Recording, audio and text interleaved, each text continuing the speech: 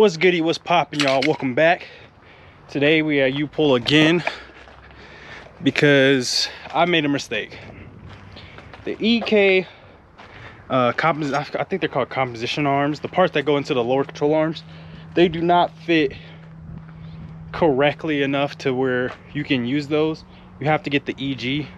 So I hid some here. We're gonna go see if we can find them in the car that I hid them in. It's in another Honda. I'll put them in the back seat to see if just in case I needed them. I already got them pulled off. So let's go head over there and let's go see if we can find them. And we need a sway bar because the sway bar from a EK doesn't work as well. So let's find this stuff real quick. There they are, right where I left them, not untouched. Saved me a lot of work, honestly, because I already pulled them out last time. So we got those, and here's even the old Honda that we was doing the work on. The sway bar is even in there as well, so we're gonna take that sway bar out as well. That was actually worked out perfect. Let's find something for us to lay on. You already know what I do. Come over here, you check to get, like, you know, a rug or something to lay on. I always steal something out of the trunks of the cars. That's like the easiest thing to do. People out here you land on the dirt. You gotta realize it's years of motor oil, all kind of stuff over here, man. Don't be laying in the dirt in the junkyard, man. You can catch something. Blow up, what to say. All right, so I've been going ahead and doing the work because it's hot out here, man. It's beaming. So I'm gonna try to hurry up and just knock out the work and just show y'all the after, like, progress of everything I did. So we found our EG, I forgot composition, I forgot what they call these, but they go to the lower control arm. Then we found our sway bar for the EG, and then we got the washer. Remember the washer that I didn't put back on? We also grabbed one off another EG. This is an EG, like 4-door, but it's all the same. Still has both the washers and all that, this bearing and all that. So we got those washers. I'm gonna take the bearings as well, and then we're gonna get the other side off. That way we're able to have both sides and the sway bar and everything. So I'm grabbing all the bolts. That way we don't got to come back up here. I'm tired of coming up here. I'm getting all my shit dirty. My girlfriend's getting mad that all my clothes are getting dirty, so we got to stop coming up here. So let's get this other side off and then we can head out. So we're all packed up, ready to go. I'm filthy as usual, so let's head to the front and see how much all this stuff is. It might be a little pretty penny, probably like 110 bucks, you know. U-Pull it going up now in pricing, but let's go see. I think the washers might be free. The sway bar and the arms is what they'll charge me for, but let's see. All right, so we're back at the storage. What we have to do is we have to remove our lower control arms because the part that does not fit perfectly is this part right here. I'll figure out the name and I'll let y'all know. So I got this one all put together. This one's got the washer in. I think the biggest difference between both of these will be this part right here. It's a little bit longer on this one here than down here. So we're gonna finish putting this one together and then we'll be able to get these in the car. So let me get done putting this one together real quick. All right, so now I got it back up, all bolted up. See, I have the second washer inside.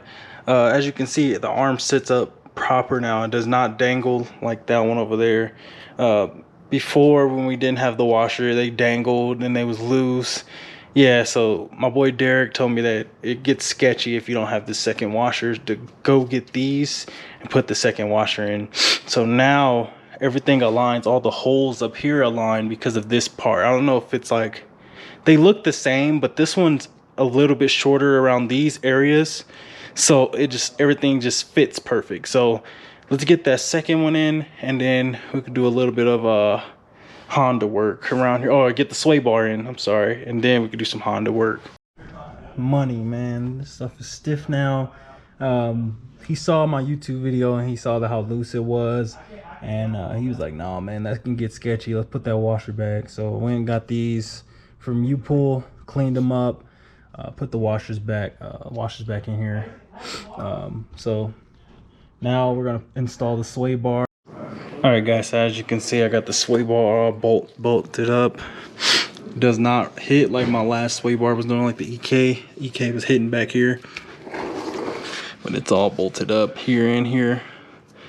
Might get new bushings soon. Didn't really like these bushings that well, but they'll work for now until we can start upgrading. And show y'all, but I got the transmission out of the Subaru. This thing's gonna get picked up here in a little bit, and then we'll have more space on this side. I gotta put all this back together though. But we got the grommets put into the car. As you can see, they're not that bad. They're pretty legit. I'm just gonna do that just for the fuel lines, to protect the fuel lines and the AN fittings. But other than that, we're just waiting on that mount. The shift box that's supposed to be coming today, so that will be in tomorrow. We have to go do the spindles still for this car. They're at Southwest Speed. I gotta go press the bearing in, and then press out the lugs and put the extended lugs in. That's all we're waiting on for, just for this front suspension and brake caliper to go on. Oh, plus I need a Mini Cooper rotor, like a 11-inch Mini Cooper rotor. So we're waiting on that too. But other than that, man, most of this stuff is already done. I actually can throw the suspension in now. I might actually do that. Let me do that. I'll put these up. Coilovers, they're in there, but they're not completely bolted in until we can get the rest of the stuff. But the rotors will go in once we get them 11-inch Mini Cooper. I said rotors. The brake calipers go in once we get the 11-inch Mini Cooper rotor onto the spindle. That's when that will go in, and we're still waiting for like the little spacers that go in between so it doesn't wiggle. But I also need me a brake line wrench so we can take off these brake lines and actually get these out. Everything I did today, man, no matter if I mess up or not, I wanted to show you guys 100% that everybody messes up when they build cars. It's not everything's perfect, everything fits. Everybody messes up. I just wanted to show you guys that I mess up, you know, and I messed up a lot doing this build so far. I got as far as like the T bracket, the EG fucking subframe, all that stuff, man. Like I mess up. So if you're messing up, don't get frustrated. Just fix it. You know, just want to show y'all like there's no editing. I'm not going to show y'all I put everything together and voila, I fit. Like no, I'm gonna show you everything doesn't fit.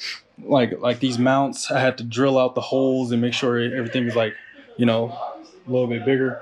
But other than that, I'm getting it together. So the motor's in, we need the wheels to be on, and then axles and all that. So, but we're close, man. We're super close.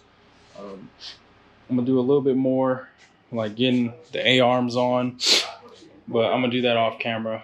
I don't want to bore y'all. But like, comment, subscribe. I catch y'all in the next video. Peace.